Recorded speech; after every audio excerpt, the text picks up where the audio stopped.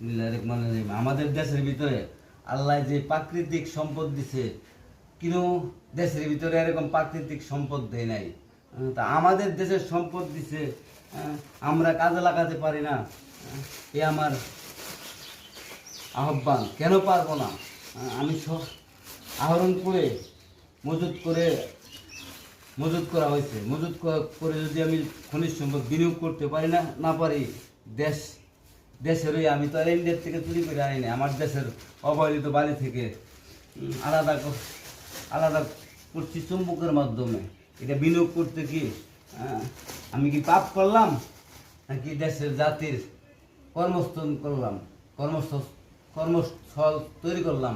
কোনটা আমি কিছু বুঝতেছি না। আমি বুঝতেছি আমি কর্মস্থল তৈরি করছি, আমাকে এই দেশ ও জাতির জন্য আমি কাজ করতে চাই এই অবহেলিত বালি থেকে এই খনিজ সম্পদ নিয়ে।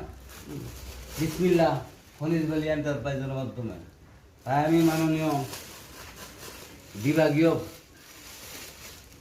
প্রধান উপদেষ্টা ডক্টর ইউনূস স্যারের কাছে আমার আকুল আবেদন, আমার এই মজুত করা খনিজ সম্পদ এগুলি না শয়ে শয়ে লোক, শুধু আমি কর্মস্থল পাবো তাই না, হাজার হাজার বেকারত্ব লোক কাজে লাগিয়ে আমাদের এই মজুত করা খনিজ সম্পদ বিনিয়োগ করতে পারলে হাজার হাজার